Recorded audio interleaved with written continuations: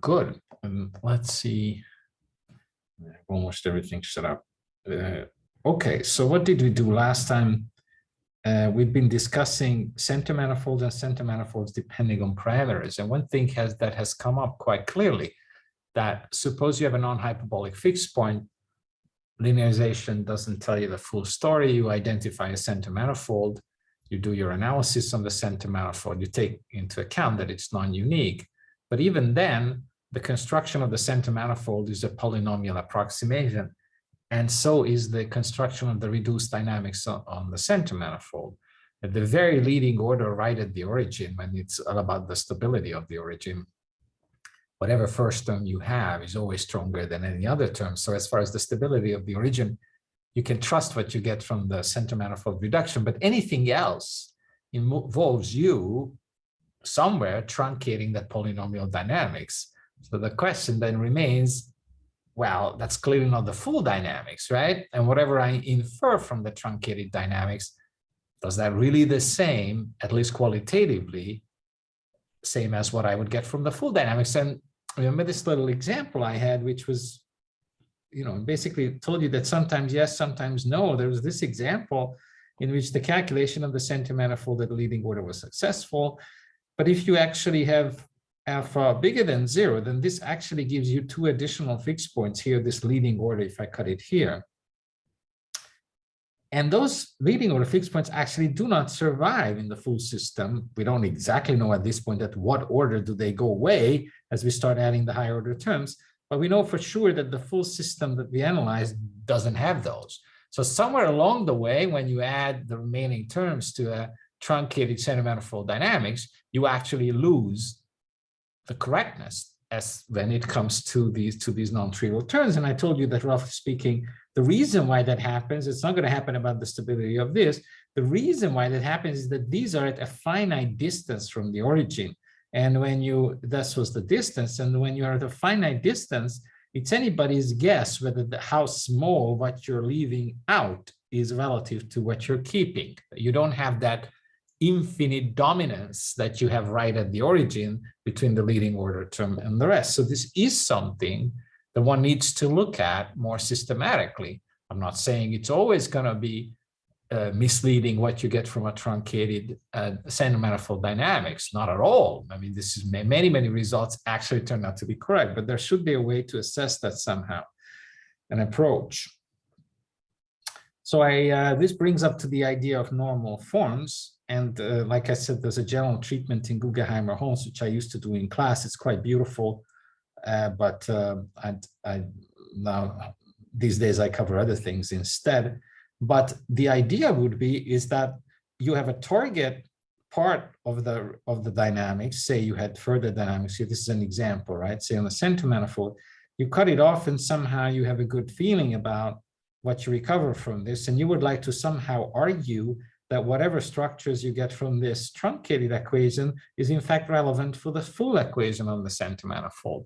And when I say relevant or already captures, that sort of thing, that's vague, right? But luckily we have a good notion of saying that 2 dynamical systems essentially capture the same type of dynamics. And that notion is the topological equivalence, or a bit stronger form, topological conjugacy, whereby you do actually set up a coordinate change that maps orbits of one dynamical system to the orbits of the other dynamical system in a one-to-one invertible fashion. If it's only continuous, we call it topological equivalence. And then we also allow for reparametrization in time. A more stricter form was that which actually implied that time not only is reparametrizable and hence recoverable, but it's ticking exactly the same way in both dynamical systems. Okay, that's conjugacy. And the weakest form of equivalence and conjugacy is the topological one, which we say is the case if this transformation, either conjugacy or equivalence, is only continuous. If it's and one-to-one, so continuous in both directions. But if it's any more than that, then we already talk about conjugacy. So there are these notions in dynamical systems, but it's unclear at this point how you could bring that to effect here and how you could actually utilize that. So let's see on this example, this was sort of a motivating example. So this goes beyond the leading order approximation, has one more term in it. And I started just plotting the dynamics of this one-dimensional system. Imagine that this is some leading order dynamics on the center manifold. And a one-dimensional center manifold, mu is a parameter, okay? What do you do when you try to understand the dynamics? It's first of this as a function of mu. So here's mu as a parameter, and here will be the fixed point that arises from this analysis. Fixed points are zeros of the right-hand side. You can crank out x, factor out x. So x not equals 0 is already a fixed point for all values of mu, right? So I'm plotting x naught here, and this is mu here. Now, for the remainder, once I have factored out the x0, sorry, then you can rewrite the differential equation as x dot equals x times g mu of x. And this g mu of x function is just what remains there after you have lifted out, factored out x from here. I just rewrote it here. So when you look for zeros of that function, okay, actually I didn't define it. So g mu of x is by definition just mu minus x squared plus x cubed, okay? So that's just what remains there. When you look for zeros of that function, then you're solving this equation, and this equation is explicitly solvable for mu. So as opposed to plotting the fixed points as a function of mu, which is what we want, and this is what we get in the end, but it actually doesn't turn out to be the fixed point, a unique one-to-one function of mu, but rather mu house turns out to be a unique function of the fixed point location. So it's something that's quadratic at the origin. So it looks something like that, something that's a negative cubic parabola away from the origin turns into that. So if you were to draw that, then here's sort of an outline qualitatively of this curve.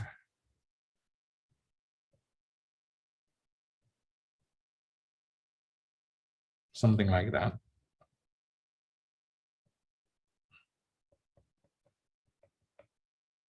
So along this, you do have mu equals x naught squared minus x naught cubed, okay? So each and every point on this curve for a given mu gives you a fixed point for this dynamical system, all right? So individual phase spaces for the one-dimensional dynamical system that you see here as a function of mu can be drawn here, the other ones, right? So then you can very quickly piece together what happens here, that these will be all unstable fixed points. So actually I denote them by a red curve up until this point where you have the tangency, okay? So for all those points, you come away downwards and you go away upwards.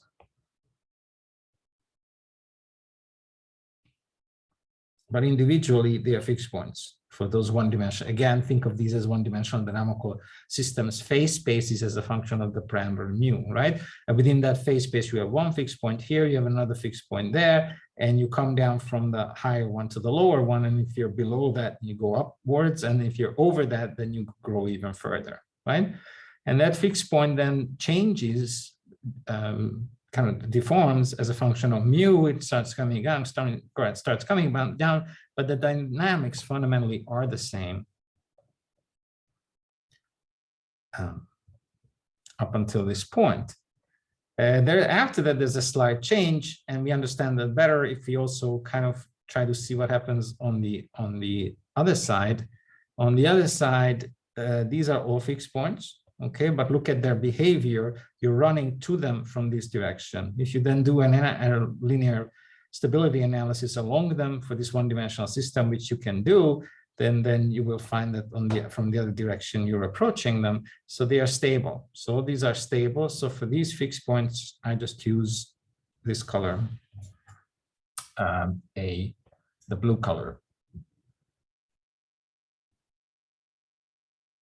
right? And all of them are just stable fixed points. I've only drawn a few of them, and from the other direction, you come down to them. Okay, so what happens in between? Mind you that this is still an unstable fixed point. That's why I have drawn it with red for all values of these parameters. That just comes out from a linear stability analysis of x equals 0, right? It's multiplied by a positive number, so it's unstable. So there's no question that if I draw an additional line here, just to make sure we understand what's going on here, and along that line you have growth. Again, that's a one-dimensional dynamical system, which then has a further equilibrium point here, and you're still coming down from the other equilibrium here, and you're still growing here. So that tells you that this equilibrium is stable, this one is unstable, and this one here, that's also stable. So I'll draw that with, for that section, with a blue color again.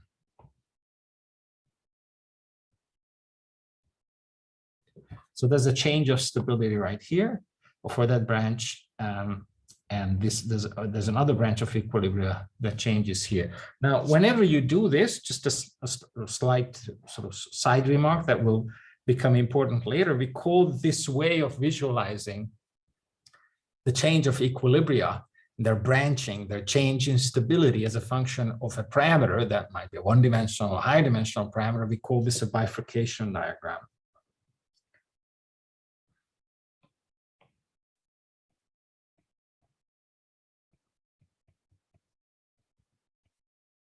And that's a classic term which clearly comes from the fact that these diagrams sometimes split. A path in this diagram may split into two, right? Like here. Or even if you're at that point, you have a single equilibrium point, you move in this direction your parameter, then that single point can be continued along two paths, and we say therefore it bifurcates. That's where the English word bifurcation explains the bifurcation diagram. So something that used to be one becomes two. That's the original meaning of that word, right? But more generally, whenever you ask this question, what is the qualitative change in the distribution of either equilibria or periodic orbit amplitudes or quasi-periodic orbit amplitudes in a given system, possibly multidimensional? So some data, some parameter of the system that characterizes its solutions, not necessarily equilibrium, but say oscillation amplitude, anything that can be characterized by a stationary number, and then you change a parameter and try to see qualitative changes in that, we generally talk about a bifurcation diagram. Okay, and then these would be then bifurcation points where some sort of qualitative change happens, right? Because here not much happens, not much is happening. So this point is in fact just to kind of foreshadow the terminology. This type of a bifurcation, it's called a fold or a saddle node bifurcation.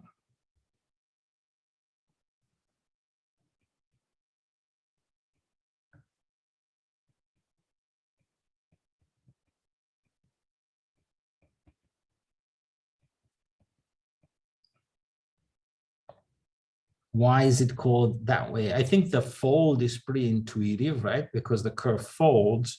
And you could ask why saddle node. That can be a bit unfortunate, that term, but the fundamental reason for that if I probe for that term, if I probe the dynamics along that line, so right through that point. So again, remember that's just a mini phase space right there for that one-dimensional dynamical system that happens to be defined for that value of mu, this particular value of mu, right?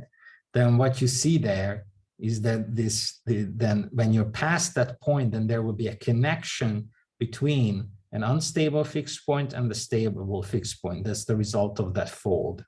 Now, people think of the unstable one as a saddle one, although in a one-dimensional dynamical system, you will not have a saddle point.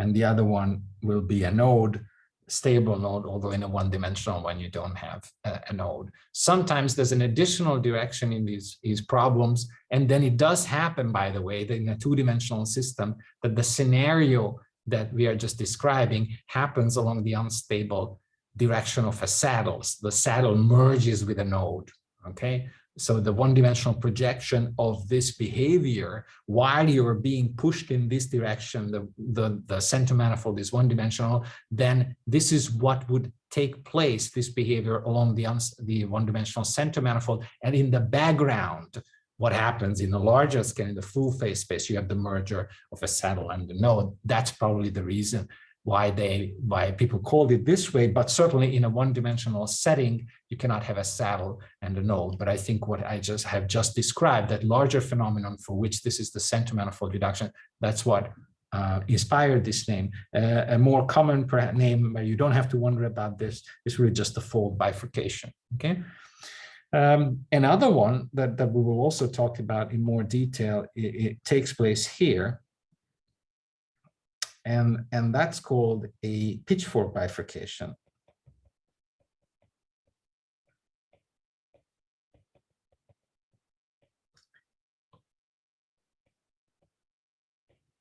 Okay, and it's a pitchfork for, I think I don't have to explain it, this one's for too long, right? Because this shape, which turns out to be actually not just in this example, it's a pretty generic shape for the change in the equilibrium under asymmetry assumption. This one actually happens more often because this doesn't assume any symmetry in the system, and it will happen, as we'll talk about it a lot. This one also happens a lot in systems that have a particular symmetry, and both of them can happen. There's both dimensional sort of elementary bifurcations. But the thing about this one, what differentiates them, that this is already captured. So wherever it is, this is already captured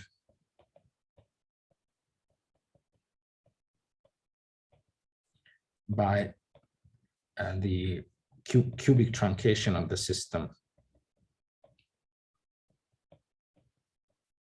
So what takes place here, you could already infer by simply leaving this term out. And you can check that because the x=0 equilibrium exists, right? And the other term gives you two new branches, the x equals plus mu, plus square root mu, and the x equals minus square root mu when mu is larger than 0. So you're locally getting these branches already from the cubic truncation.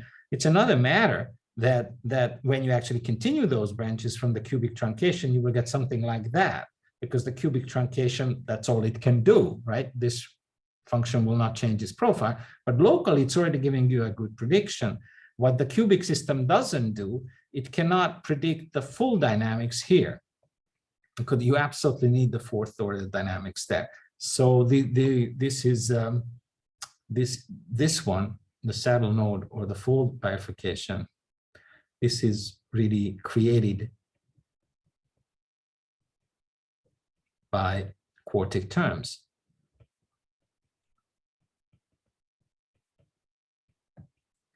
See, and this is still the whole thing. I'm thinking of this example as a truncation of potentially other things, right? But it already gives you an idea that it really does matter where I stop, right? If I stop here, then it seems like I'm already capturing something that the other terms are not going to wipe out. And it makes a lot of sense, because that thing that I'm capturing here is right at the origin. And at the origin, as I said many times, the leading order terms always win relative to the high order terms. However, there's something that happens away from the origin, and it's unclear then whether that's going to stay in the whole system or not. Maybe, maybe not. Requires a special analysis, right? If this was right at the origin, which it does happen many times, as you will see right here, the fold, then I wouldn't worry about it too much, but it's infinite distance. So generally speaking, I'm not even aiming to show that this survives in the full system, but I'm aiming to investigate or have a tool whether I can really claim that this part is already relevant, not only for the quartic term, the quartic truncation, as we are seeing already, but is it relevant for the full system?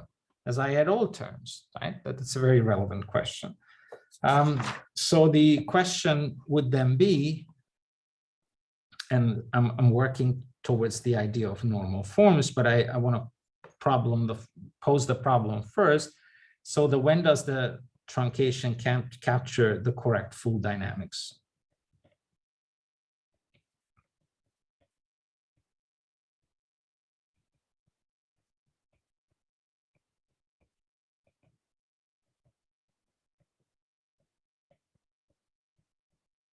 And just look, don't look at this as a interesting intellectual question. It's a whole lot more than that. And again, it's all about mathematical modeling. A lot of our models, if not all of them, many of them, same vibrations, are polynomial models. And at some point we decide that here's reality, which is some general function, and near a point, which is going to approximate reality with a truncated Taylor expansion, okay? And then we invest in analyzing the dynamics in that little model. The question is what we get out of it. Is it robust under the additional terms that we have just ignored, right? Perturbation series, they're all like this. I mean, a lot of the stuff that you see in the perturbation literature, people do some leading order calculation. They say, oh, we're doing nonlinear calculus. Yeah, I mean, not only linear, but also quadratic, but also cubic, and then stop, right? And you've already seen examples in which, yeah, you may find interesting things, but it's irrelevant for this whole system. So this is a very important question in general, that you're cutting off a big part of your model. Is that relevant in the full system? And irrelevant, I don't mean it gives exactly the same thing as the full system, but at least qualitatively similar, right? So it is a big question, right? And then then also the capture, what's the capture, right? So how can we express this in this capture? So how to express, I guess.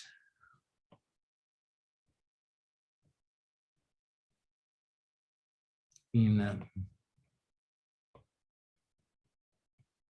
mathematical terms, because that's not a mathematical term.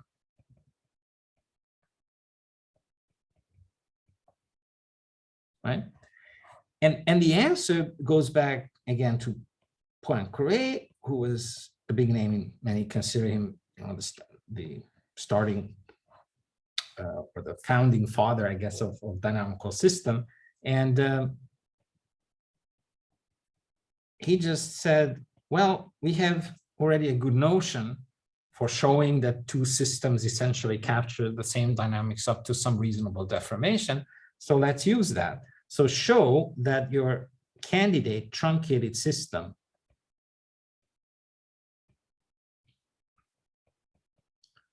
is topologically equivalent to the full system.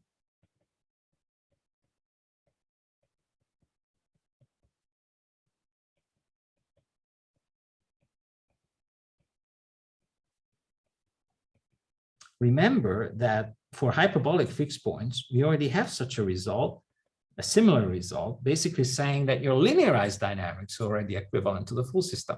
But that doesn't apply in the problems that we're currently looking at, because you have a non-empty center manifold. That's kind of the assumption, right? Which means that the fixed point is not hyperbolic. So then you will have to include nonlinear terms, as we're doing now, not just the linear ones, but get something robust that then persists as you add the further terms, okay?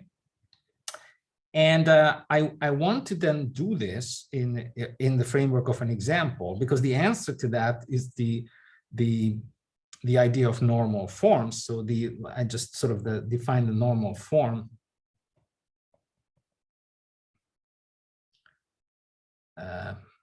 Well, I'll just define it as we go along, okay? Because I would have to write too much now. So here's this example. I'm just going to walk you through an analysis of this example, which aims to show that whatever you're getting here is hopefully something that also arises in the full system. And the way to show that, according to Poincaré, and this is really the only reasonable way we can think of, is we try to establish rigorously a change of coordinates, a good one, which takes this part of the system and just maps it to the full system. So in those curved change of coordinates, the full system actually looks like this. And the full system contains this one and potentially also other terms, okay? So how would we show that only a part of that polynomial that you have on the right-hand side is already topologically equivalent to the full system? So here's his answer. This is from my master set of notes. And just to continue with the thought, and really just imagine that the full system is nothing else but the order 4 terms here, okay, that I'm adding. Can I change coordinates in a nonlinear fashion such that that coordinate change completely removes the 4th order terms? And after that coordinate change, my full system is just the cubic system, okay? And this process, as you will see, is a bit too idealistic. I cannot change that. I cannot achieve that in one step, but step by step, what I'm going to be doing is I'm going to be transforming out as many terms as I can from the system. And if I say that up to the 5th order terms, say, I have transformed out as many terms as I can, or up to the 6th order terms, then I call those non-essentials because they are removable by a nonlinear change of coordinates. And then I will say, once I have done all that cleanup, is that the remaining system up to order 5 is in normal form. So the normal form of a system up to any given order would be the simplest possible, conceptually simplest possible form that I can achieve by transforming out polynomial terms that are there, but they're not that essential because I can change my coordinates. I can, squeeze and stretch my coordinate axes in a nonlinear fashion that they drop out. Okay, so that would be the idea of normal form. So how did Poincaré go about this? He said, let's not mess up things that are already good. So we have found out that this system has a pitchfork bifurcation here that already seems to persist, not just seems to persist, under the 4th order terms as well. And since it's connected to the origin, there's a good chance that altogether it will be persisting even after high order terms. I'm trying to see whether I can make that correspondence to the full system rigorous by transforming this term out. Because if I can transform the current system into just this system by a one-to-one change of coordinates, then I'm done because the two are topologically equivalent, even conjugate, because I'm not touching the time. So he said, okay, let's just introduce a change of coordinates, which doesn't mess up the existing terms. So it starts with the identity. I write the current variable x as a function of the new identity y, and I will only start bringing in new terms at the quartic order. Because if this is a quartic polynomial, the deviation of my transformation from the identity, then very soon you'll see that such a transformation will not upset anything in this system up to cubic form. That's probably already easy to believe, right? Because its deviation from the identity is a higher order polynomial, higher than anything else that I want to keep. Okay, so that's the rationale why this starts the non-trivial part of the transformation, because without this, it's just the identity transformation, right? But the first non-trivial term is of 4th order because I don't want to touch the cubic terms. I'll leave those untouched, and then potentially higher order terms. Okay. So near identity transformations near the origin, the one advantage of them is that they're always invertible if you remain close to the origin. You can try to figure out how you do this by the implicit function theorem. Maybe I sketch it for you, in fact, right now. But perhaps you already believe it because this is a nice transformation. X equals Y is the identity, right? If this was a multidimensional setting, then you took the Jacobian of this transformation and it would be the identity. So its determinant is 1. So it's as far as from 0 as possible. So either the implicit function theorem, or actually you can just use the inverse function theorem to argue that since the Jacobian of the right-hand side will be non-degenerate close to the origin, right? Because close to the origin, this will be identity plus small terms, then this relationship will be locally invertible. Mind you, it may not be globally invertible, but that's not my objective anyway. I just want to clean things up near the origin. Okay, so it's locally invertible. And that's one of the advantages. And the other thing is that it leaves the cubic order terms unchanged. So this is setting up to be a good transformation near the origin, locally one-to-one, certainly differentiable. Okay, and it turns out that the inverse is also differentiable. But in fact, continuous is enough. It doesn't even have to be differentiable. So then how do I construct this transformation? Well, the transformation will have to map orbits to orbits. So it will have to be acting on x of t's and has to map them into y of t's, the new coordinates. So that's the usual trick, remember, that when we set up transformations with a particular objective or trial functions for invariant manifolds, we don't just mean them for space, but we immediately plug in the solutions of the differential equations first in the current coordinates and then in the new coordinates, which we don't know yet. We then differentiate this identity in time so that x becomes x dot, right? After I have plugged in xt and yt. And when I differentiate the right-hand side, I get y dot. I can also pull out y dot using the chain rule from here. And that y dot will therefore multiply 1 plus the derivative of h4y with respect to y. This was the fourth order term there, plus these are the high order terms. So h4 just means at least fourth in order, at least quartic, and that's what I wrote out here. So when I differentiate this term with respect to y, I get 4ay cubed, and the remaining terms will contribute with functions of order y to the fourth, right? And that all multiplies y dot. And from that point, it's the usual trick, this invariance trick, right? That okay, on the one hand, I have this relationship, but I also have the ODE itself that I want to change, and that gives me another independent expression for x dot. This was my ODE, x dot equals mu x minus x cubed plus x to the fourth. Okay, this is the ODE that I started out with right here. So why don't I consider that? Well, wherever I see x in that, I will plug in this new relationship that I'm looking for. I'm looking to construct this transformation in a way so that the ODE that I get for y will be simpler. So this was the ODE. Now I'm plugging in x equals this. So here you will have x equals that is plugged in here at leading order. Then you have that cubed, right? And then you have that to the fourth, but I've only listed the leading order terms in each and every case. So these terms, I'm just collecting there. So if I then take the two representations of x dot, this one and the other one, they need to be equal. So this is incidentally the way you perform any change of coordinates on an ODE, linear or nonlinear, right?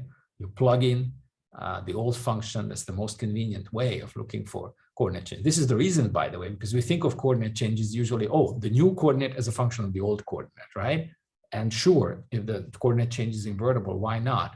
But it's a whole lot more practical to write your coordinate change the other way around, the current variable as a function of the new variable, because you're going to have to plug it into the whole thing into your current equation. So that's the reason why we're looking for coordinate change in this form, right? It seems like a pain. Why don't you just give me y as a function of x? Well, it's not very practical, because then I would be in trouble right now, right? So x dot, the two are equal. So I take the first one, which is here, okay? And I have just that will be multiplying y dot, right? So imagine that y dot multiplies that here, but ultimately I'm interested in y dot. So I'm already multiplying both sides of that equality with the inverse of this one so that I only get y dot on this side. That's why I did get just y dot. And then I talk about the inverse of that thing here, multiplying the other expression that I have for x dot, which is written out here in terms of y dot. So this is how I get this line, right? I'm inverting what multiplies y dot in this expression, and that just gives me y dot. And with the inverse, I'm multiplying the other side, which is right here. So this seems like the reason I've written it inverse and not just 1 over, okay, which I could have done. But because I wanted to point out that when you do this for a multidimensional system, which is what you would do in the general treatment that Guggenheim and Holmes says, then the thing that multiplies y dot would actually be a matrix or even a tensor, because it depends on y, okay? So in that case, you would not be able to write 1 over that tensor in order to get just y dot. So rather, you would take the inverse of that. And it just so happens in one dimension, the inverse of multiplication by something is just 1 over that something. But in general, this would involve the inverse of that, okay? In that case, this would be the identity. But this matrix will be generally invertible because any matrix that's a small perturbation of identity is invertible. Again, that comes out even from the either from the implicit function theorem or for the inverse functions theorem. In this case, I can just do a little cartoon argument about calculating this inverse up to the point that I need it, because this term here, if I consider this a small number z, everything here, then this whole term looks like 1 over 1 plus z, where z is much less than 1 in norm, right? Z is much less than 1, okay? And then I can think about approximate that expression in general using its Taylor series at z equals 0. That's relevant because this z is small given that y is small. So the Taylor expansion of 1 over 1 plus z starts out with the 0th order term, which is just this function at z, which is 1. And then I take the derivative of this, which is minus 1 over 1 plus z squared, right? And then evaluate that at z equals 0. That just gives me minus 1 for the first Taylor coefficient divided by 1 factorial, which is 1. So this is how the Taylor expansion of this function starts out. And then the rest. So see, this is a big advantage of treating this function because this is not a polynomial function in general. It's the general function, but in one step, I'm already Taylor expanding its inverse, because ultimately I will be comparing all these polynomial terms here, okay? So when you Taylor expand that, then 1z plus order z squared is what you get. So this turns out to be just that, and you multiply the y terms with that.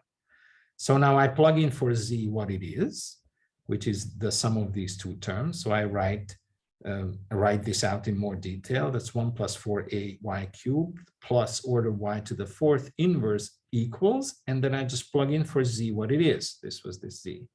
So 1 minus 4a cubed plus order y to the 4th. So I have that expression here now as a regular polynomial, and that's the same. And now I would just multiply out the product of these expressions to get a polynomial right-hand side for y, okay? That's what transpires. So when I have written this as a polynomial and multiplied by these two terms, the term by, one by one, you can even see how that will transpire, right? Because just imagine that this is just that, right? And you start multiplying this polynomial with that polynomial, then clearly the lowest order term, the leading order term, will be 1 times mu y. And that's what I get here. What's the next term? Well, the next term will be a cubic term, apparently, because when I start multiplying this with anything else, that will be at least quartic. But I will get a cubic product by taking the product of this 1 with the minus y cubed, and that gives me the next term. Okay, and then what's the next order in this? Well, I have to collect all the y to the 4th terms arising from that product. So I get 1 by taking the minus 4ay squared and multiplying it by the linear term here. Okay, and that's what gives me this term here. That's one of the quartic terms. In what other ways can I get quartic terms? Well, another way of getting will be multiplying this by the 1 with the 1. Those two also give me a quartic term. In fact, that was the one. So no, that was this one. And then finally, I have this lone quartic term here that gives me the 1. So I will have 3 instances of quartic terms, and everything is then at least quintic. Now, at that point, if you look at what you got, then you could say, wait a second, I really meant well to simplify what I had originally. And I did recover that system that I had originally here in terms of the new y variables. And that's not a surprise because my change of coordinates was identity up to cubic order, so it didn't touch this. But it seems like that I even made things more complicated than before, because before I just had a single quartic term, which I still have here, but now I have two additional terms. And of course, I also messed up. I didn't have any fifth order terms, but I certainly have lots of terms here now. So did I really make things worse? Well, only if this term is non-vanishing, but I have also created an opportunity to cancel this term out completely. It just used to be 1, okay? Remember, this is the term that I had there. No parameters, nothing. But in the transformed set of coordinates, the fourth order term now has parameters of the transformation in it. Namely, it has A in it, which I left open. So if I then select A so that this coefficient here is 0, and that happens when I solve this equation, this equals 0 for A, and I get A equals 1 over 3 mu, because this is together minus 3 mu plus 1 equals 1, then in fact, I have successfully canceled out that term. I cannot declare victory because I knocked out the fourth order term, but I created another problem, the fifth order term. But at least I have partial success, right? I have successfully shown that for the purposes of working near the equilibrium point close to it, which by the way, I have to, because otherwise this transformation would not be invertible. So this transformation is only known to be near identity close to the origin. But near the origin, I have successfully knocked out the fourth order terms, and I have shifted my problems to fifth order. Okay, so I wasn't successful in one step, but then it gives you an idea, right? Okay, so what if then I now go systematically, and my next objective is to knock out this term? I will then, this already is several terms, but maybe I can knock out all quintic terms, and just keep the sixth order terms, and then I proceed similarly. So remove now the fifth order term in a similar way. Again, you will then change to the current y variable to a new variable, which I call xi here. And this transformation will also be near identity. I'm only gonna tinker with the variables at quintic order, because that means that up to quartic order, I'm not touching the current system. So for the first order on which my change of variables will act is quintic. Here it is, right?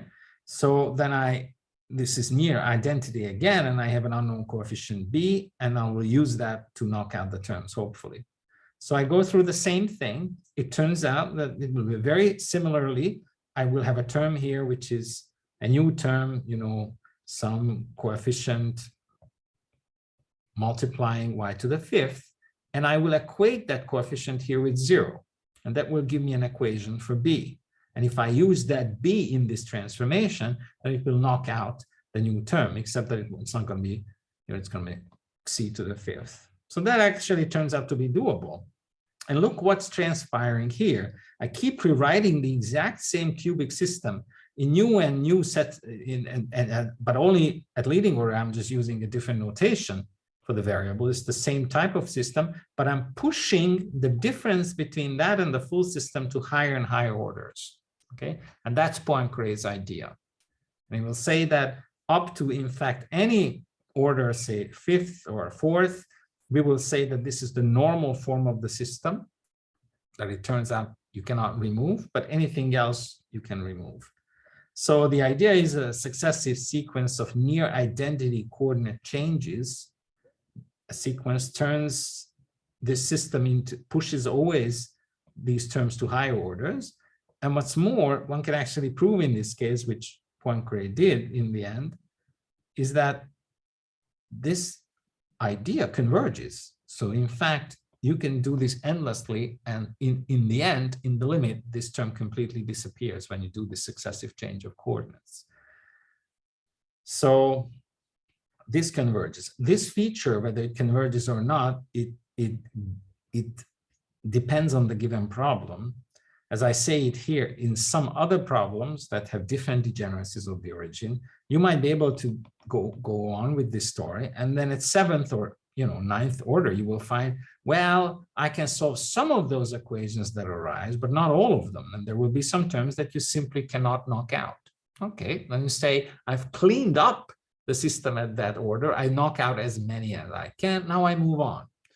And that decimating the system, proceeding this way and looking at what you left behind is called then the normal form of the system up to that order.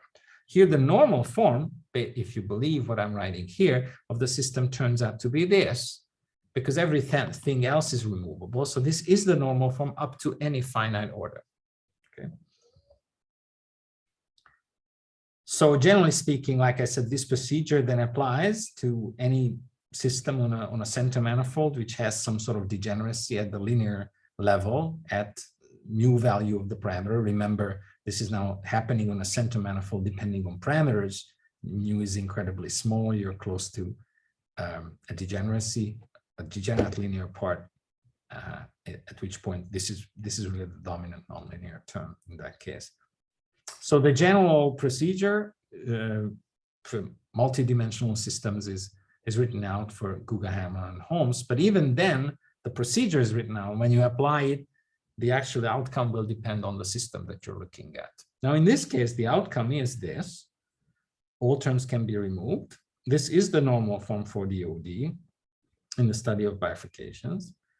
And what one important thing to note is that the Poincare result is that this successive change of coordinates, you're successively applying change of coordinates, that whole procedure converges. So there's a limiting transformation that in fact takes the system to the full system. And when such a limiting transformation exists, then the two systems are topologically conjugate to each other. Okay. At each and every point in that construction, by the way, there will be an inversion like this involved. And at each and every point, you will have to say that, well, that term is only invertible for small enough z, for close enough to the origin. So each and every normalization term successfully applies only in lower and smaller sets. But there's a guarantee here that convergence means that there will be a non-empty open set on which all of them converge. So there will be a small enough neighborhood in which this pitchfork pattern can be saved for the full system. And the pitchfork bifurcation, what you see is then therefore relevant for the full system. Any questions about this procedure before I go on and talk a little bit more about bifurcations? Yes, can I ask a question? I know this is a little fast and there are whole books on normal forms, but at least I wanted to just you to hear what the notion is. Basically systematic cleaning up of a polynomial nonlinear system up to any given order by applying changes of coordinates. And if that procedure converges to a particular transformation in the end, then you have successfully shown that some truncation of that normal form that you have studied is in fact equivalent to the whole full system. Mm-hmm. If you're able to remove everything else beyond that truncation, right? Okay. Can I ask a question? Anything? Yes. Can I ask a question? Yeah. Can you hear me? Except that I can't hear anything. Okay. Can you hear me now or no? So for some reason, this is now the second Zoom call on which I don't hear what the other party says today. At first, I thought that it was, please write it, and I'll just look into my system because I don't know what it is. My apologies. This is one way to eliminate questions from the instruction, but I just don't. I actually, before this class, I double-checked everything. Everything seemed in order on my end, but apparently not. So then please type your questions.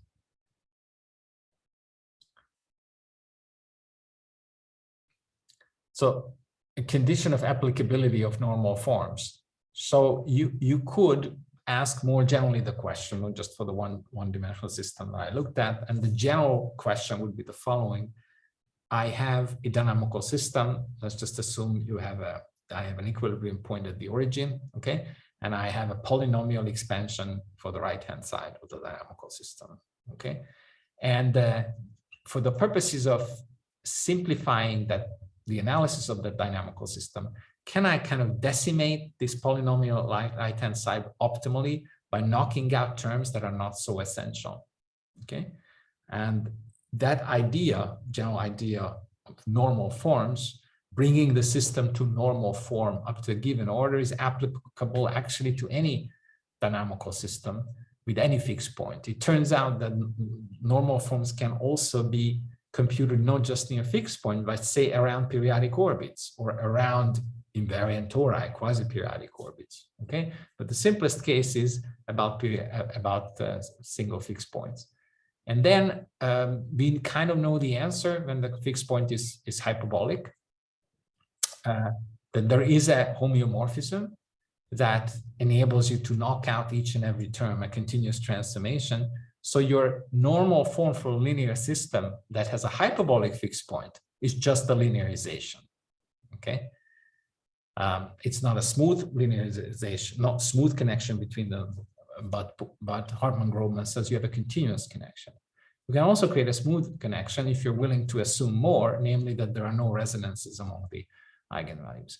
But if you have a non-hyperbolic fixed point, then the answer is not clear a priori, because the linear system will not be related to non-Lessister in general, and this was an example of that, okay? The reason why, or you could say, well, from u equals 0, the system is, the equilibrium point is hyperbolic, and you're right. I mean, you see that here. This is in the hyperbolic system, but mu is tiny. So we are in the framework of center manifolds depending on parameters, right? Because we want to have the freedom of pushing mu to 0, either side of 0, so we are not separated from the non-hyperbolic case.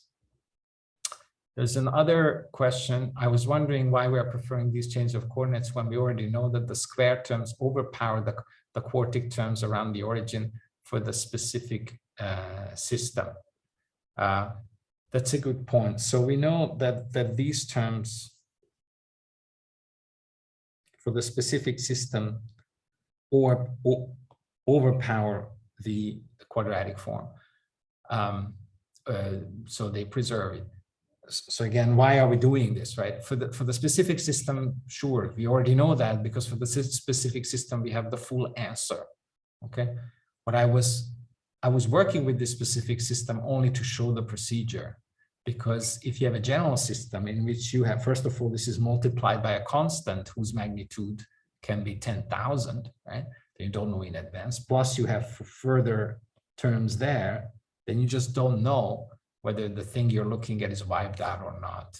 Especially this becomes then especially important when we will be looking at particular upcoming bifurcations, where we would also like to save some of these things potentially that are born out of the bifurcation, okay? They're not too far.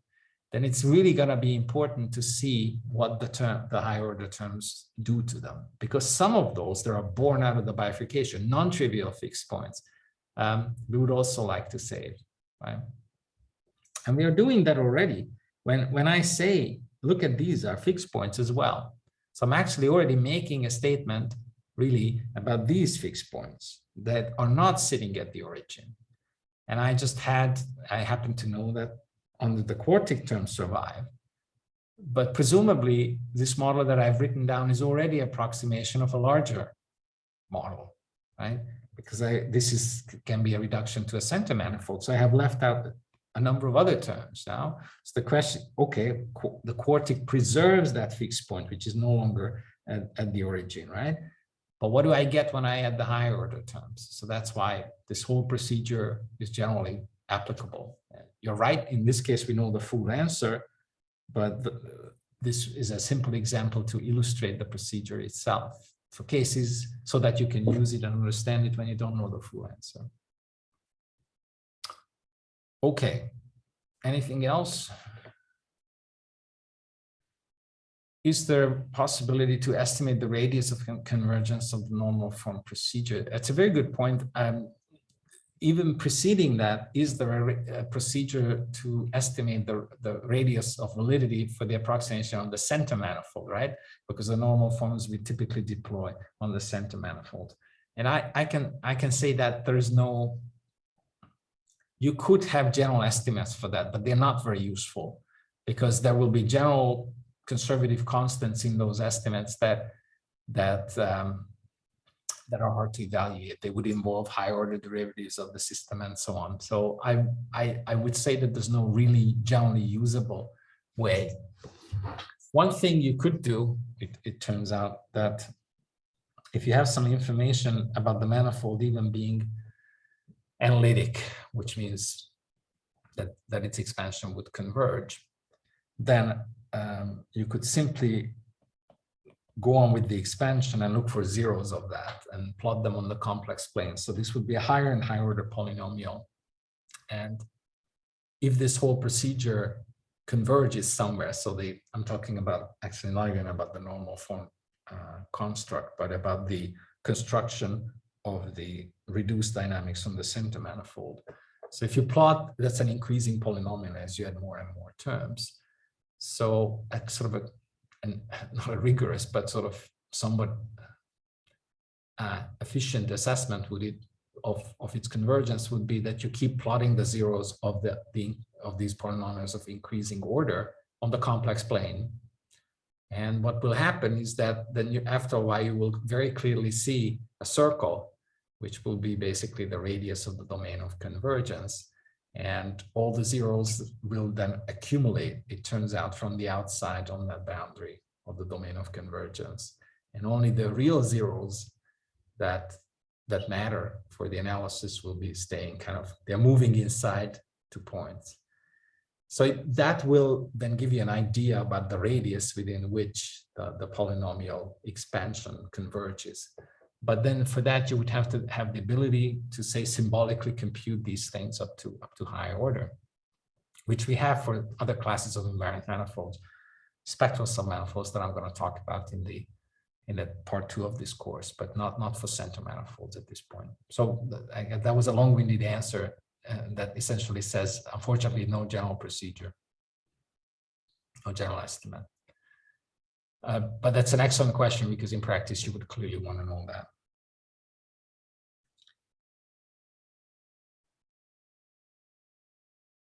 Okay.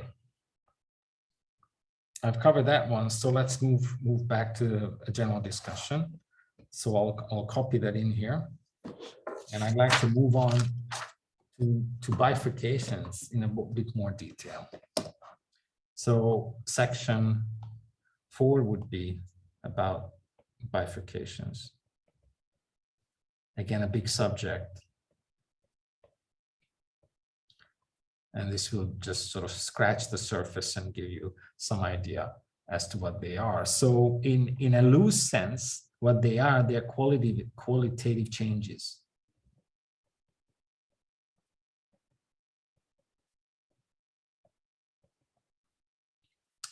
Near non-hyperbolic fixed points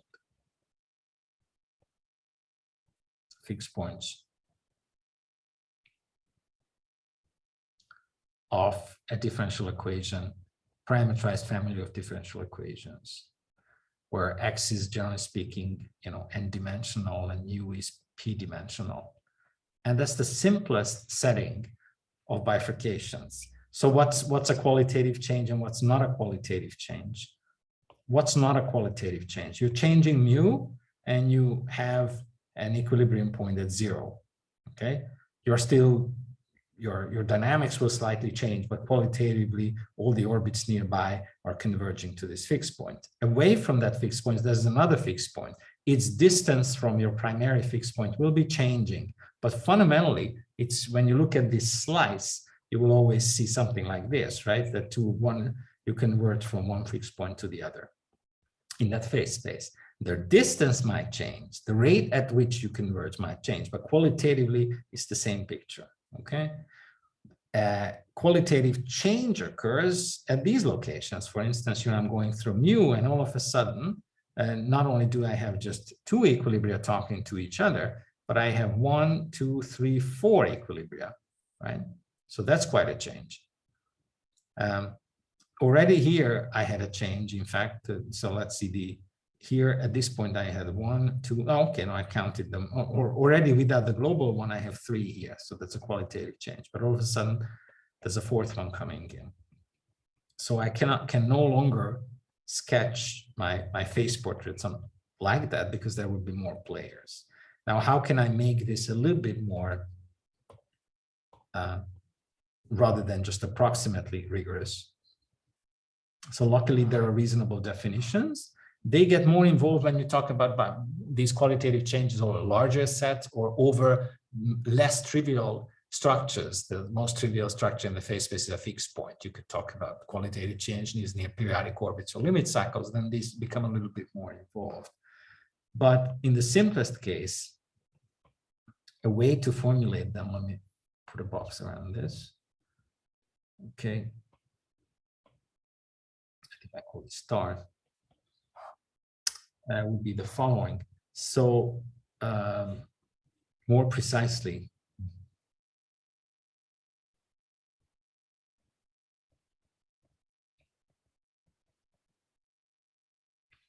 and I'll just write out a local, how do I write? A local bifurcation. And I highlight this is the term, a local bifurcation takes place in the system star, takes place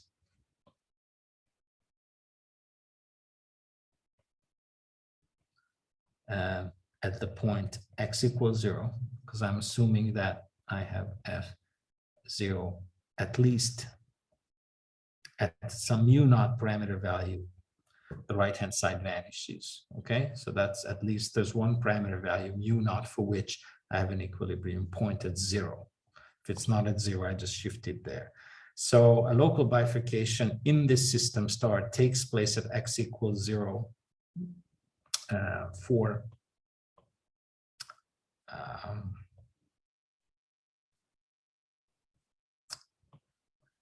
at the parameter value mu equals mu naught, right? If there exists no open neighborhood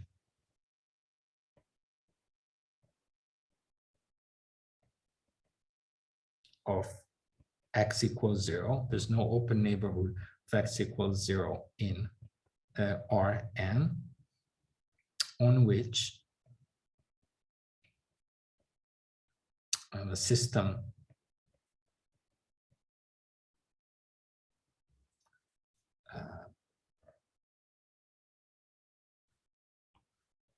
x dot equals fx mu naught, which is the system at that critical value mu naught that I'm currently looking at which I will state that there is a bifurcation. The system, that particular system is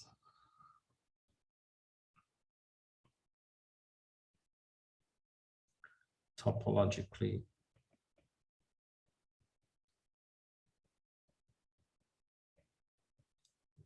equivalent to all x dot equals fx mu systems for mu minus mu naught small enough. So let's process that statement a little bit. A bifurcation takes place at x equals 0, at not just at x equals 0, but for that particular parameter value, my mu equals mu naught, if when I look at the dynamical system for that parameter value, then it may be topologically conjugate or even topologically equivalent to some of the neighboring dynamical systems, but it won't be topologically equivalent to all neighboring dynamical systems. So that conveys a sense, as a lack of robustness, right? So I know the system at that point, okay? And then I start tinkering with the parameter value, And for some cases, for some nearby dynamical systems, I will find, yeah, they're pretty similar, but there will be others that are not similar and arbitrarily close to that mu equals mu naught. Okay, so if I want the big picture of this, then I need to go to a different space, not the one that we have been working in, which is the phase space, but so this will be the big picture in the space of dynamical systems, which is infinite dimensional space.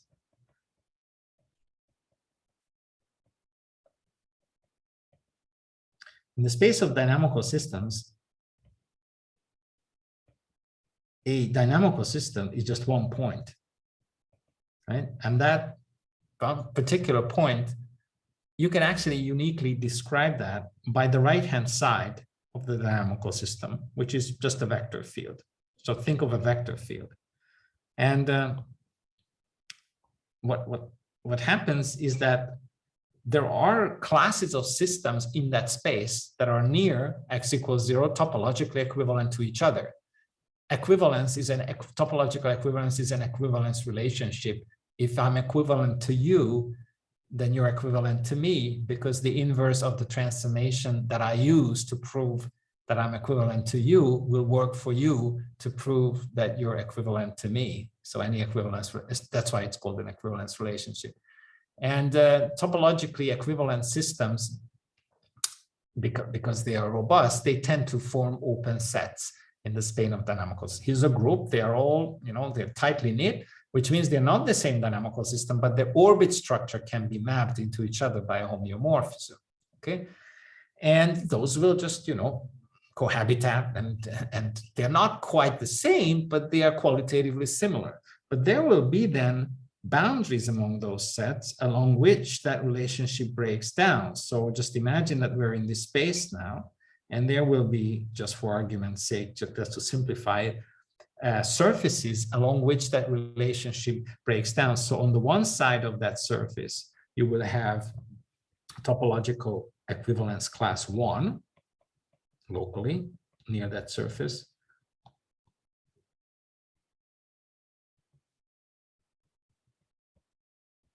Which means that locally, I'm blowing up sort of a part of that surface. Everybody on this side of the surface, they're all friends. They're related to each other by a homeomorphism that maps their orbits to each other, okay? And then you would have on the other side of that surface class 2. These are,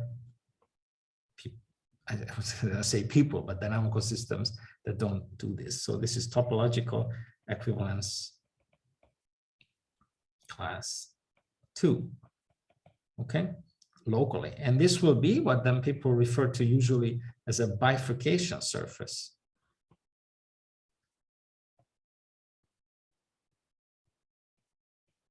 Which separates topologically equivalent families from each other. This is the case without me considering any specific dynamical system yet. This is just generally speaking how things look in the space of dynamical systems. Okay, and one point in this space is just one dynamical system. And again, if you want to think about, you could say, oh, how can I squeeze all that information, the derivatives of trajectories, evolving trajectories, all sorts of complicated motions. How do I represent that by one point? And that representation, suffice it to say, is just this vector field. That would be a vector field is something that has a spatial distribution, but not in this space. In this space, a vector field is just a point, okay? Because this is a function space. So this is an element of that function space, okay? So then I consider this particular family that I'm concerned about. Now, depending on what this mu is, as I vary, say mu is one-dimensional, just for argument's sake, then if I vary mu, then I will see a one-parameter family of dynamical systems. So I will start from one point and I will draw a path. And each and every point along that path is a dynamical system, if mu is one-dimensional. And I'm assuming that now for the sake of drawing things, because that's the easiest to draw. So what I'm drawing here, this curve, just it's evolving, and this will be a parameterized family of dynamical systems. Now it's a specific one.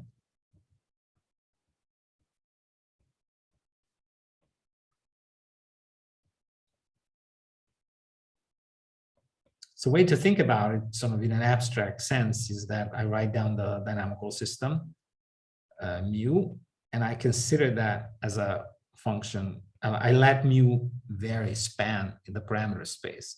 In the particular, the way this will be, generally speaking, a surface itself parameterized by this variable. But what I'm drawing right now, it seems to be a curve, right? And which would be actually correct if mu is one-dimensional. So that's how it evolves, generally a surface, in my picture, a curve, until it hits a bifurcation surface. Prior to hitting the bifurcation surface, all these guys were in the same topological equivalence class, like here. So this is a parameterized family of dynamical systems, right? A single one. And this whole dynamical system would be, say, one point in the phase space, and they are all topologically equivalent to each other. One can find the mapping between them. And that comes back to the idea that well, I didn't show that here, just believe me. Let's just see something that I have sort of shown, right? Is that all these, that these ones are topologically equivalent, but it's not hard for you to believe that these are all topologically equivalent, right? It's topological equivalence is a sensible notion. If you find that these are qualitatively similar, then indeed you will be able to find a homeomorphism mapping them. Okay, so all these guys are different dynamical systems as you vary mu, as you're traveling here. But all of a sudden, this parameterized family hits this surface, which is a boundary between the two families. When you get on the other side, it's you're now in a different family. We then say that at this point where you hit that surface, I'm using different color, a bifurcation took place. So this will be then the bifurcation point for that given family.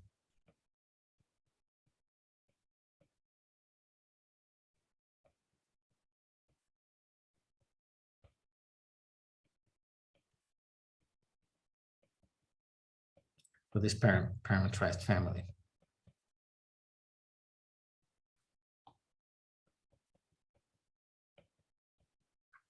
You may then have another family which hits this surface at another point. For them, this will be the bifurcation point.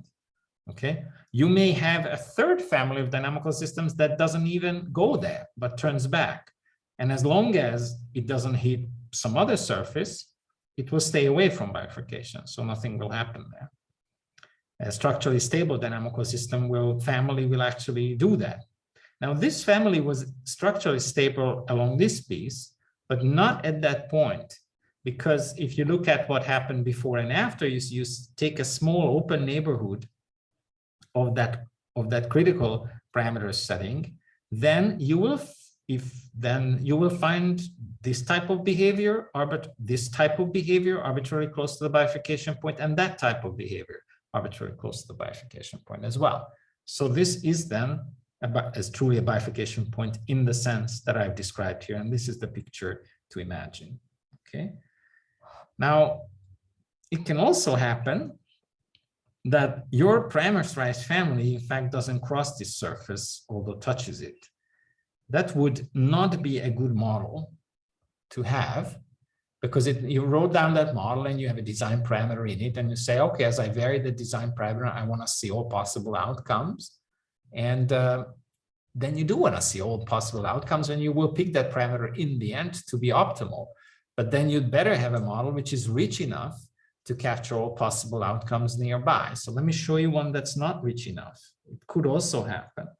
So what if the parameterized family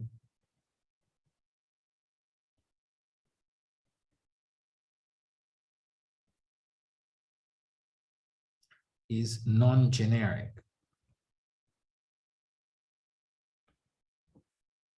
So that would take us longer to define exactly what generic means. It has different meanings, but it has a mathematical definition. So it means something is called generic if it holds almost everywhere in a given space.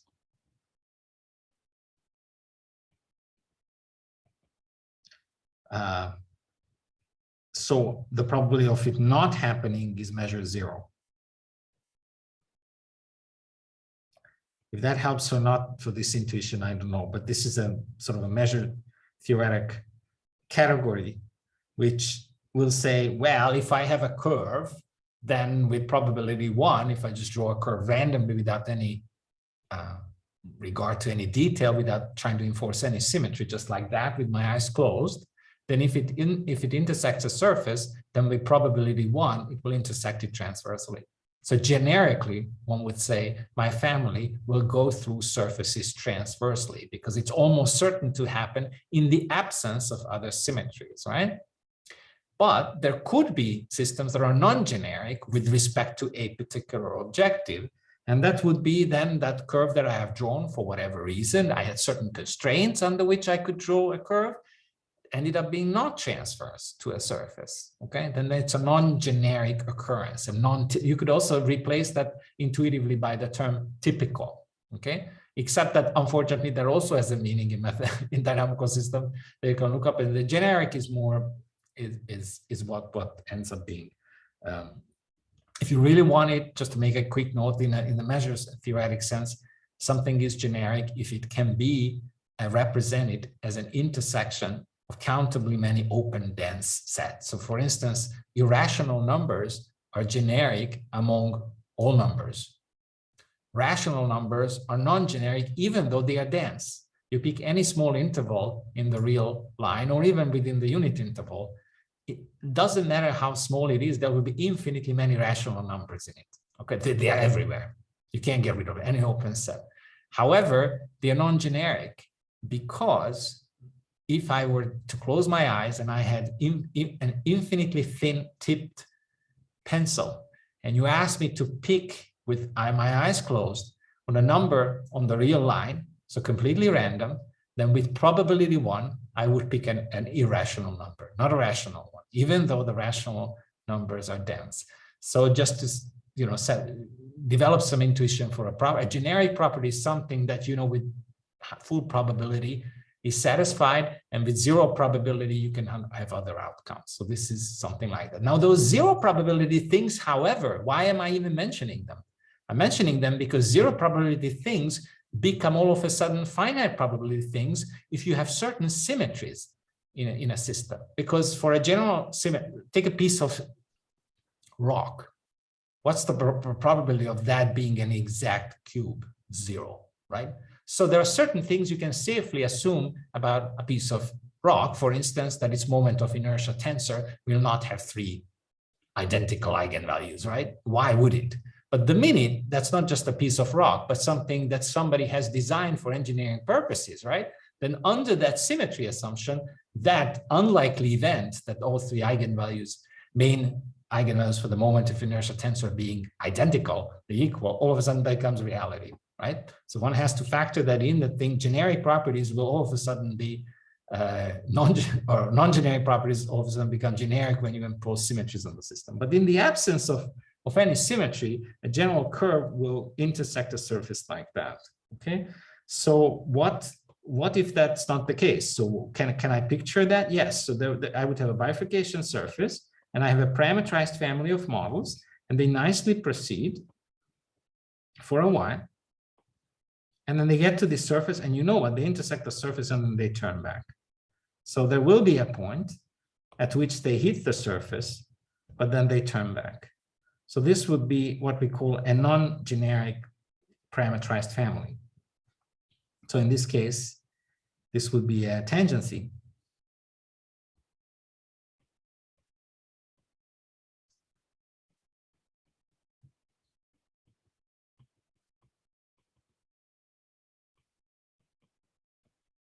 So we have a tangency with the bifurcation surface. And why is that a problem? Because you could say, you know what, I like that family because there's no complication. I'm staying in the same equivalence class, right? I don't have to worry about different outcomes. I really like this model, right? And can I write down something like that? Sure, I can just take the example that we had before for the Pitchfork bifurcation truncated at cubic order. So normally it would be something like minus ax minus x cubed. That would be that type of a Pitchfork bifurcation. And then just imagine, here we had mu, okay? And then I say minus a, but in fact, for some reason, that mu in my modeling efforts came out to be always negative. So I can rewrite it as minus a squared, because somehow my modeling effort, whatever consideration as I had going into that model, gave me that this mu, according to my modeling, is always a negative number. So what that means is that if I draw then a bifurcation curve for a general mu, okay, which would look like this, that I would have the unstable equilibrium point here, and I would have the stable equilibrium point here for that value of mu. And this is the same analysis we did here before, right? That sort of thing. I'm just repeating that. And then I would have locally, you know, this branch here, which is the two other equilibria. And that certainly is the case when I have a general mu here. We've seen that. But if in my particular model family, that mu is taken up by minus a squared, or all of that, and what will happen is that if I change a, then I, you know, make a being close to zero, then I travel in this direction, okay? I meant to be parallel to that so that I don't cover it up. I mean to be very close to that, right? But I mean to be on that, but somehow there's an alignment, automatic alignment here that doesn't let me do that. So basically I'm traveling along this curve, but look what happens here. I reach a equals 0, that's like mu equals 0, but then I change a to a positive number, then I'm not changing the sign of this. So all that will happen is just start leaving that same point. So the problem with that model, that it never explores this very substantial qualitative change. And then you could say, well, so even better, right? Because I don't have the complication. Don't forget that this is a model. Don't forget that you're ignoring things, right? Noise, unmodeled effects, small scales, and so on. So this means that easily, whatever you have ignored will change the picture dramatically and can easily put you on this side, and you're completely unprepared because your analysis has only covered this part, right? And this is what's happening, that you're grazing a very dangerous surface and you're turning back. So that's why these things are good to be aware of. And if you find that your model is in fact like this, that actually chances are that your model is not good. It means you missed some important effect, because generally speaking, things in life, things in nature, things that you observe in experiments are always going in the generic direction, because in a real experiment, there's always uncertainty, there's always imprecision. No symmetry is ever perfect, right? So one has to take this point of view. And I see that people missing this all the time, and they try to explain or avoid explaining phenomena that are unlike, or focus on phenomena that are unlikely, very unlikely, which means probability zero events in real life. Because real life, you always have some little bit of symmetry, imperfection, whatever. Okay, so these are things to be aware of. Another notion, I just still have a few minutes, still just kind of being in the big picture of things. I already indicated to you that, of course, your parameter space is not necessarily one-dimensional. And generally speaking, this will be a surface, okay? But also, the typical picture is that you don't just have one surface like that in the space of dynamical systems. In the space of dynamical systems, you have many, many surfaces like that. There's many, many ways in which a system can become degenerate. Then, in fact, you may well have, in a particular part of your dynamical system where your model lives, multiple of these surfaces present, and they even intersect each other. Okay, so in that case, we that gets to the ideas of the notion of an unfolding of a system, which is and especially universal unfolding, that I can just explain in a picture like that. And again, just it's a useful guideline for small models. When is a very simple model that you're happy about is in fact a good model, a useful and robust model. So universal unfolding, that's a term that people use in bifurcation theory, which is what you want to have for a good model. It's a parameterized family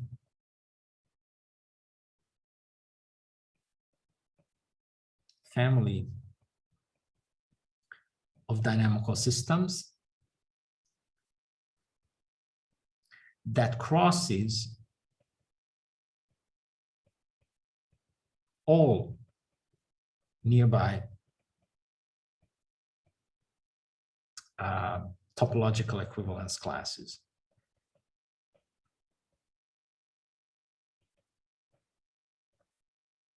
And for the setting that I have assumed here, that locally you only have one surface to worry about, then this is what I have shown here, is that universal unfolding of that system, because clearly when I follow that track that system, I've seen everything, right? I've seen this class, I've seen that class. There's no alternative, right? Moving along the surface doesn't count, because along the surface, that's not these are, who knows what happens there. These are the open topological equivalence classes, right? I've seen everything in terms of that.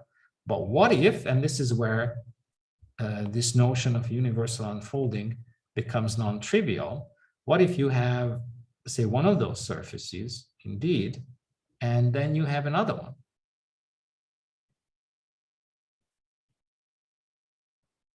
And these can be actually pretty bad surfaces.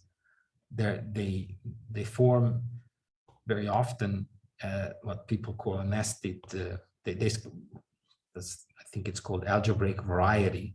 So lots of components with nested intersections. And so this is still a fairly mild situation when you have two of those surfaces, right?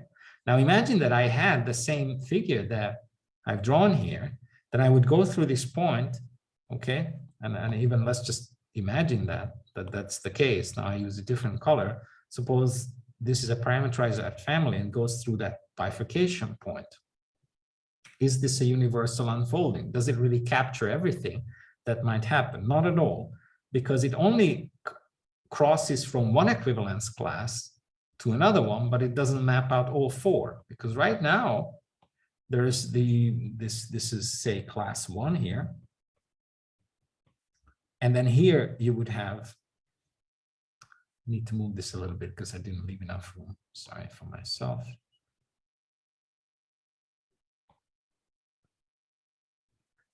So that was class 1, and here you have class 2.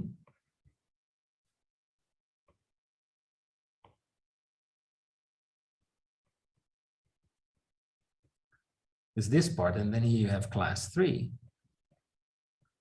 And here you have class 4. And this family of models only sees class 1 and class 3, and it doesn't see the others. So even though I thought this was a good family, right? And I was even positively encouraged, because it didn't do this, right? It didn't turn. And I said, okay, I'm crossing from one equivalence class to the other. There's a whole lot more to discover there.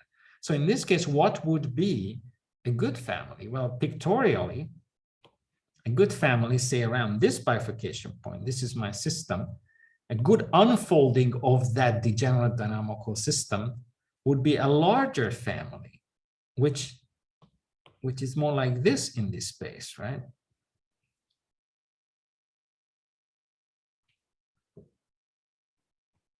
So this would be a universal unfolding, this whole surface.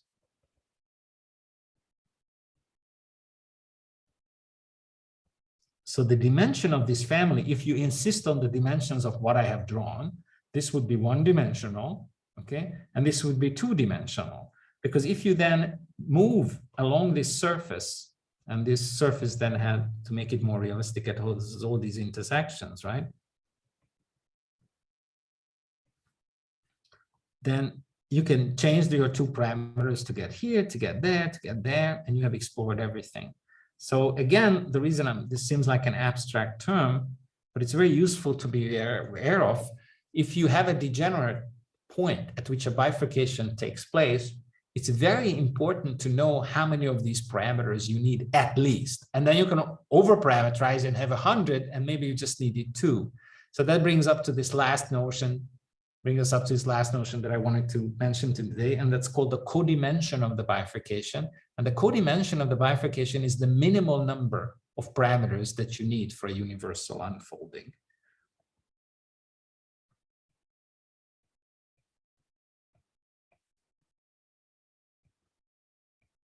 And that's something that people have codified for the most important bifurcations that I'm going to talk about tomorrow, because people have studied this and they have come up with these codimensions. So you identify your type of degeneracy based on your linear part, which you can do, 2 zero eigenvalues or 1 complex conjugate pair. You go to this lookup table that people have assembled, and they say, oh, wait a second, to have a good unfolding, I need to leave at least 1 or at least 2 or at least 3 parameters free in my system.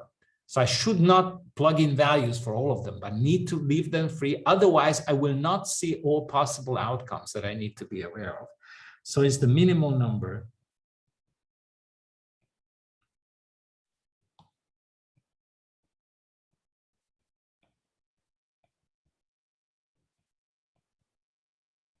needed for a universal unfolding.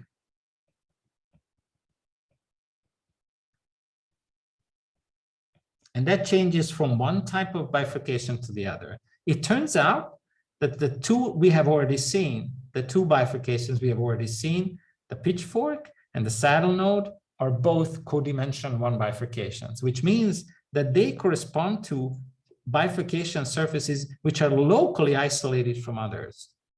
Okay, so this situation is when you have more degeneracies at the same time at this point.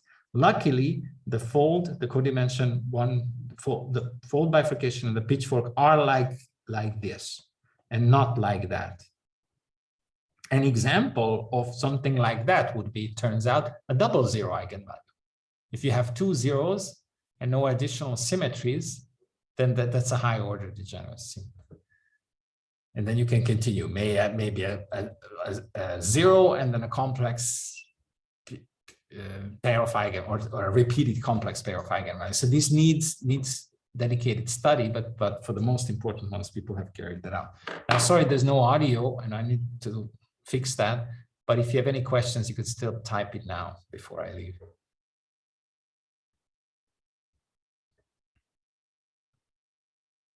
So the question is, can a dynamical system belong to one topological class for one of its fixed points and another topological class for another fixed point? Absolutely. So locally, just imagine one of your fixed points can be a saddle point, and that puts you nearby in the same equivalence class of all systems that have several points on the origin. But near your other fixed point, you may have a center. It's not even clear. That means that's actually a bifurcation point. Right there, locally, you're on the blue surface. So you'd better have a parameter to move you off. But even if you then have a node, a stable node at your other fixed point, then here you're comfortably living in the middle of the topological equivalence class of systems that have a saddle point. Here, locally, you're near in the family of systems that have a node, and these are 2 different local families. That's why it's a good point that you're making, Ahmed, that these are local definitions, and the local, I even said that it's a local bifurcation taking place. So this is relative to one object.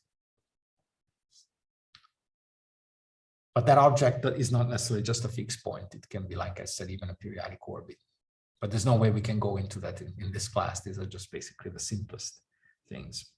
It's more like the notions that are good to be aware of, because a lot of these notions have penetrated physics and engineering practice. And people freely now, without necessarily having seen a class on it, people talk about bifurcations, even normal forms. I know many of them without necessarily actually having ever computed a normal form or really knowing what it means. So I think it's helpful to see that at least once, and so that at least you know where to look it up or have some vague idea as to what it is.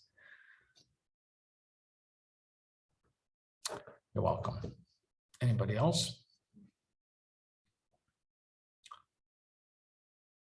So there's a question, could the dimension of the example with 4 classes of topological equivalence be dimension 1 by using a ring?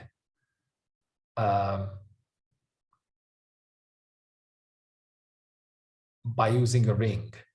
So I think if I understand correctly, could I parameterize the system by using a ring, which would still be one-dimensional and would be crossing, right? Now, that is, let's just think about it.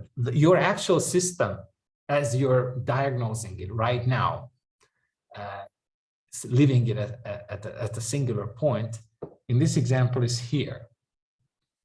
Okay, a ring would not go through that point, right?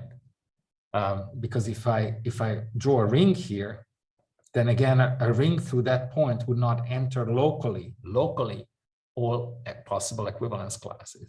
And that's the idea of a bifurcation point, that you should have a family, okay, which so that by tiny movements, small perturbations from criticality, you should be able to explore all phenomena, okay? And the parameterized family has to go through that point.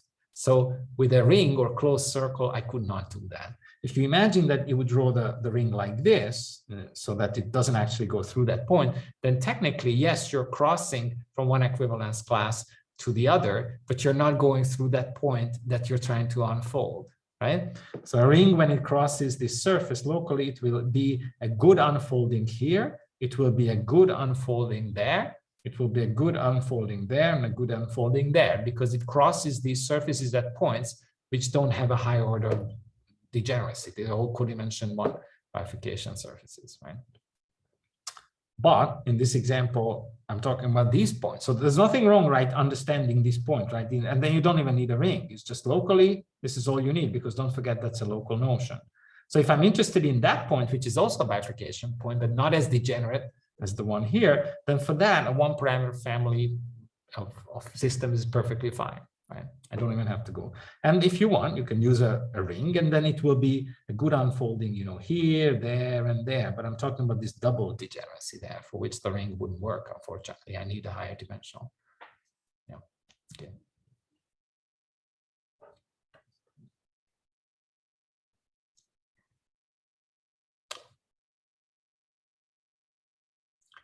Anything else?